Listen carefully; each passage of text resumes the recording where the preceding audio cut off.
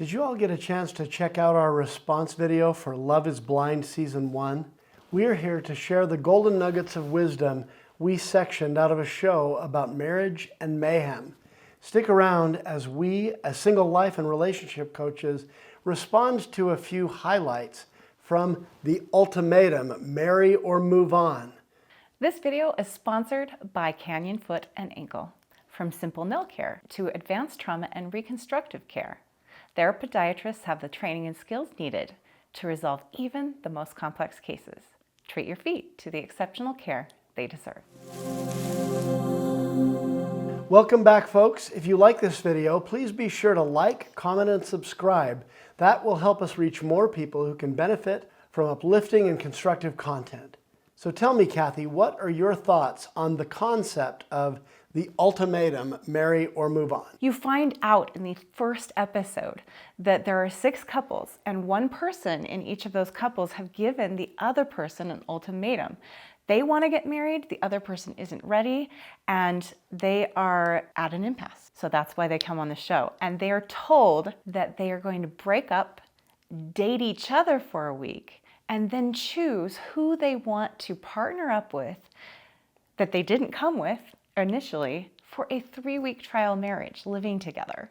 And then they're going to switch back with their original partners for the following 3 weeks. And then the partner who was given the ultimatum has to choose old partner, new partner, or go home alone. Just on a cautionary note, any of you who go onto Netflix to watch The Ultimatum, there is some foul language and some pretty intense emotional outbursts on the show. A lot of jealousy and intentionally created love triangles, a lot of drama, just so you're forewarned. And this show takes love triangles to a whole new level. 100%. You know, Jeff's son, Errol, he is a big film connoisseur. He loves all things big screen. He has his degree in filmmaking. Yeah. He called shows like this trashy candy that isn't good for you. But by all means, watch it and even like it if you want to. But do not pattern your life or relationships after so-called reality TV, which isn't real life at all. You know, it's a crazy idea. I mean, this whole show is so crazy, and yet it's like a train wreck I couldn't stop watching. It seems that the hosts, Nick and Vanessa Lachey, are mirroring their own love stories, twists and turns with this intriguing and yet bizarre social experiment. You're here because someone in your relationship has issued an ultimatum. You're the one I wanna be with.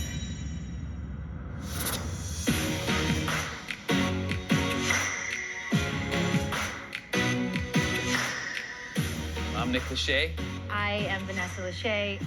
In your relationships, one partner is ready to get married and the other isn't quite as sure. At the end of the first week, 2 of the 6 original couples got engaged, and by that I mean they got engaged to their original partner. It's kind of funny that there was a woman who had given her boyfriend the ultimatum, but they came and they, went through that week of dating other partners, and she found out that her boyfriend was in much higher demand than she was, and she was like, no, I don't want somebody else to be with him. He's the guy I want to marry. And even though he had already selected his partner for the next phase of the experiment, he said, you know what? I've decided I want to marry Alexis. And they get engaged. So like Jeff said, Alexis wasn't compatible with anyone. She was ready to go home, and then Hunter, on the spot, proposed. It was a totally surprise. You could tell the cameras weren't ready for it. They were kind of chasing him around the room trying to get the angle. I couldn't see what anyone saw in Alexis. But yeah, I didn't. He was like the most in-demand guy, and he thought she was the greatest, so. Yeah, and we're not really sure why he chose that, but it was sweet, and it just shows that there's a Jack for every Jill. The other guy, his name was Nate, right? Yeah. And he comes with his girlfriend, Lauren, and wasn't it him that had given her the ultimatum also? Kind of. I think the issue between them, I know, was kids. She didn't want any, he wanted a bunch, and she doesn't believe in sacrifice. And the way she explains it makes sense. but I don't think that's really ever possible in any relationship that's ever going to work. She just was saying, I'm not going to try and do something that doesn't feel right for me for someone else. And she has a right to do that. There are some things that we can't get past, like the kid thing. I want to have kids so bad. I've always seen myself as like, ultimately, I'm going to be a dad. I want kids more than anything. I'm absolutely not going to take that next step unless it comes with knowing that we're doing it to have a family. A boy or a girl, boys or girls, kids in a family. Like, I know that's a must for me. I want kids a lot. What happens whenever I'm like 36 years old and still don't have kids? It's like, now it's too late, like we're never gonna have kids. Kids, children, dad, new wave dad. My want for kids hasn't changed. Hey! Yes, I want kids. Give this man some kids. Anybody. Nate, you can see how this is a tad confusing to all of us. You proposed to Lauren still not knowing if she would ever want kids. It was me coming to the realization that I would rather spend the rest of my life with her and not having kids than having to go find someone that's 70, 80% at best of what Lauren is to me and have a kid to fill the remaining 20%. That doesn't make sense to me. So ultimately, he says all week to all these women, I want kids, I want kids, I want kids, I want kids. And then to her, he says, I just want to marry you. I don't care if we have kids. But remember, I'm willing to give them up. Remember this part too. Nate picks 3 different women that he wants to do this experiment with, and they all reject him. And this is prior to the proposal. So And the last one, they're sitting across the table, and he's already tried to pick 2 other women, and neither one of them would have him. And he mouths the word to this other woman and says, "I'm going to pick you." And she mouths an expletive back at him, letting him know not to. Meanwhile, his girlfriend Lauren is about to be chosen by this very handsome, interesting guy that a lot of other girls are interested in. And he says, if she ends up spending 3 weeks with Colby, I am my pants. And that's why ultimately he decides to propose on the spot. He feels inferior to Colby, and he's afraid that maybe his girlfriend is gonna feel the same way. And everybody was really mad because all these women had heard him all week say, I want kids. I really, really, really want kids. And now he's saying, I just want you. I don't care about kids anymore. And I think he just sort of chickened out to have the girl he wanted and was just willing to give up everything else. Yeah, so his ego was wounded, ×3. And he made a change. In fact, even saying the word sacrifice, which she hated, I'm willing to sacrifice kids for you. And as much as people were upset, it did turn out in the end. I mean, they were off the show by now, but through the season, you find out towards the end that they did get therapy, and she was actually starting to make the sacrifice of, I know how much this means to you, so let's try and have one. So they came to a compromise. So out of the 6 couples that came, there were 2 that got engaged to each other and chose not to move on with the experiment, and 4, they chose into the experiment, and these are the love triangles that were chosen. There was a guy named Jake, and he moved from April, his girlfriend that he'd been with for a couple of years, to a girl he met there named Ray. And Jake was the one who had received the ultimatum from April. But he meets this girl and he becomes really enamored with her. And her name is Ray, and she has, or seems to have with Jake, this really genuine connection. And I think they're the couple through the whole experiment that everybody's watching, because look at them, the first time they kiss, everybody gets so excited, you know. Well, and also just the way they conversed, they had a lot in common, things like that. The next triangle. Zay moves from his girlfriend Ray in with Sharonique. And then he discovers that Sharonique is very loyal because she's the one that gave the ultimatum. So she's very committed to her boyfriend, and they didn't get very close. I mean, they did eventually, I think, because she saw that her boyfriend was getting close with the other girl. So I think kind of in retaliation, they did a little bit of kissing or something. But for the most part, she was like, bed mine. She wanted her space. So I noticed that the people who came on the show who had given the ultimatum and they were very committed to their partners tended to be more loyal than the ones who weren't, but not always. So Randall moved from Sharonique to Madeline, and then of course back to his original Sharonique. And they explored a lot. Randall is a really nice guy, or seems to be at least, and Madeline seems to be looking for somebody a little more lighthearted than Colby, who was the boyfriend she brought there. She finds Randall refreshing, but I don't think can quite go all the way down that path. Although it seemed like she was going to. Yeah, it did. And ultimately, I think Randall also wanted to go back with Sharonique. And this is one of those cases where Colby, I think he was the only guy that gave the ultimatum. Right. To Madeline. And with her being the one who wasn't quite so sure, I think she was really anxious to explore things. So Madeline moving from Colby to Randall, back to Colby, excited to have that opportunity, and in what they called a cheat pass. Incidentally, Colby didn't actually pick April, who he was with in this experiment. He picked Lauren, and then Nate proposed to her and took herself out of the game. And so they were the two men left standing. So yeah, they were the two people left. They're both pretty smart, and they both decided to approach the experiment pretty intentionally. Yeah, and I actually really liked them together, even though they didn't choose in fact, and they said right from the start, we didn't choose this, might as well make the best of it. And they're both fairly thoughtful about how they go about relationships. I mean, they can both be frustrating too, but... And they were the loyal people who had given ultimatums, and they knew it, and so they came in as friends. They stayed true to really ultimately wanting to marry their original partners. And April really wanted to ultimately marry Jake, but he had gotten so enamored with Ray. And this might be a good time for me to just make this observation. I think the idea was that it was going to be completely fair, because you'd have 3 weeks with your new partner and then 3 weeks with your former your partner you came with. I really think that's apples and oranges. I think when you're comparing someone you've been with for a couple of years, you know each other well, you're comfortable together, and as a result, things may have gotten a little less exciting.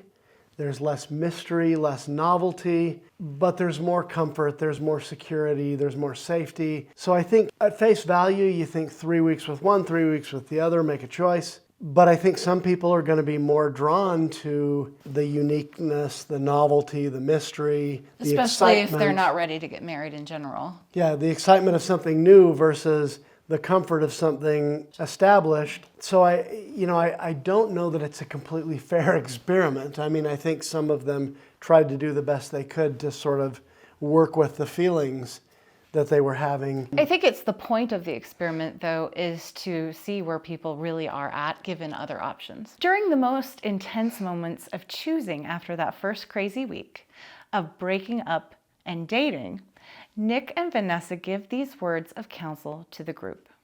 If you guys weren't feeling things right now, I would send you to the hospital and check for a pulse. You're supposed to be feeling all these things you're feeling when you give an ultimatum. You're trying to get an answer, but there's also a risk that maybe you get the answer you don't want.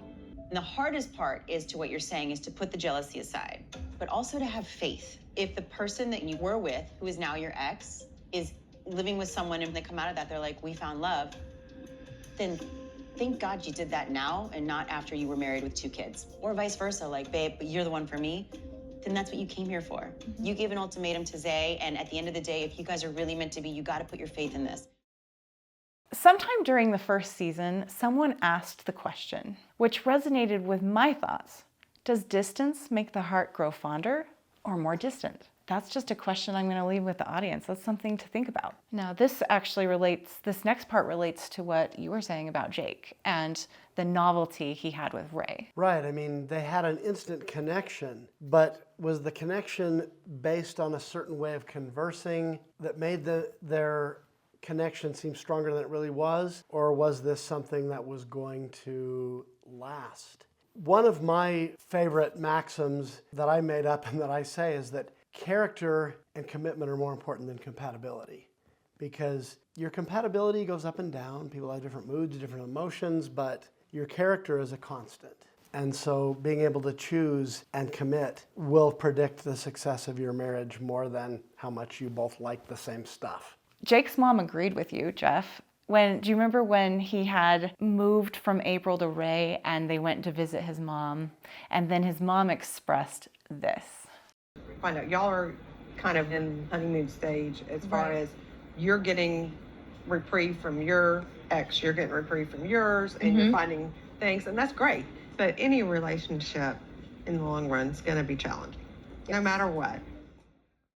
It turns out Mom does know best, and the many engagements that happened waited, and some of them fell apart completely. Her son Jake and Ray and Zay all ended up very single in the end. While April, Jake's former girlfriend who'd given them the ultimatum, ended up with a new person. She loved intensely. She lost him. She let go and she found love again. I want to say this too about April, is after a couple of years, she was telling Jake, I know you're the one I want to be with. I brought us on this show because I wanted you to become clear on it. And I'm not sure Jake ever really completely understood what that was worth. And to be fair to him, their relationship from the start was more strong than anybody's. Oh yeah, for sure. He had a more instant connection with Ray. And they didn't just like the same stuff, they had a lot in common that actually did matter. And he really did want to explore that, and that's ultimately what he chose to do. But I think it didn't turn out quite.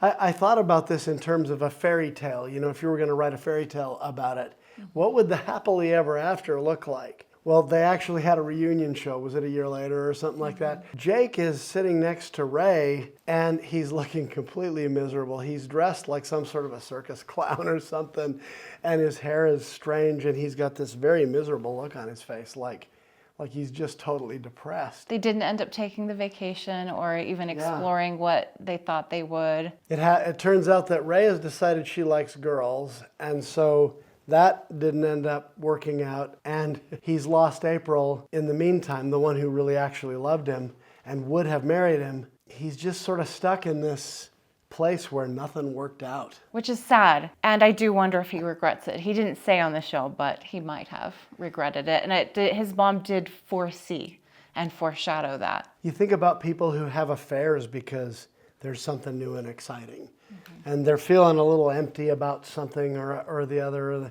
Their relationship with their spouse may have gotten a little bit stale. And it rarely works out. And yeah, 5 to 7% of the time they get married, and out of those, the divorce rate is 75%. So I think in kind of trying to show this, I think there's still, this concept of this show, they're still trying to compare apples and oranges, and it doesn't really work.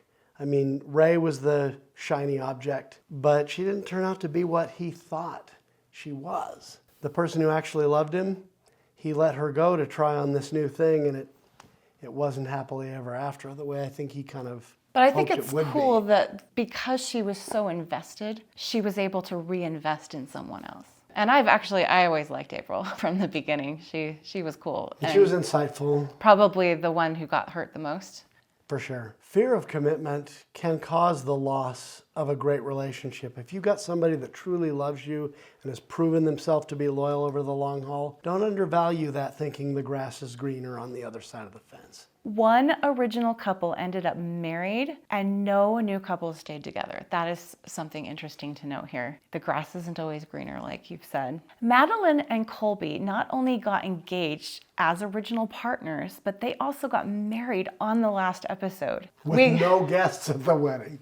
We actually said he locked her down as soon as she said yes. He's like, let's do this right now. She really chose in. Against all odds and against all predictions, his ultimatum worked in their case. And not only did he lock her down with the proposal and the marriage, but they also showed up pregnant with their first baby for the reunion show. They are no longer fighting for themselves, but for their family. And this is a really great clip from Madeline. She says, it was pretty surreal watching everything back and watching myself just kind of battle with, like I was going through the experience with the thought that giving myself to Colby, I would be losing. Yeah. And so when I was finally just on that edge, like, do I give him up or do I lose myself was like kind of what I was thinking. Choosing Colby, yeah, being given that ultimatum and choosing our marriage has been Isn't that crazy? Like such a sometimes you gift. think you're gonna lose.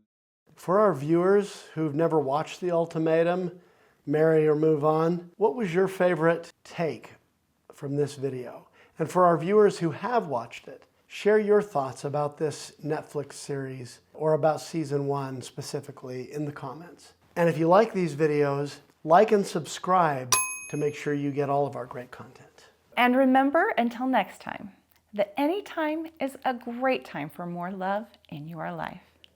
Thanks for joining us for another week on LilyTube. If you enjoy what you see, support us by liking, commenting, and sharing your favorite videos with others who could benefit. As single life and relationship coaches, our mission is to help single adults intentionally heal from loss to create a happy life and healthy relationships. Keep coming back and we'll keep you encouraged. Each week, we provide new and refreshing perspectives on the challenges and opportunities of mid-single life. If you'd like to immerse yourself deeper into your own personal development and relationship journey, visit our website at loveinlateryears.com for even more resources. Don't take on divorce recovery and other relationship loss and single life alone. We are here for you.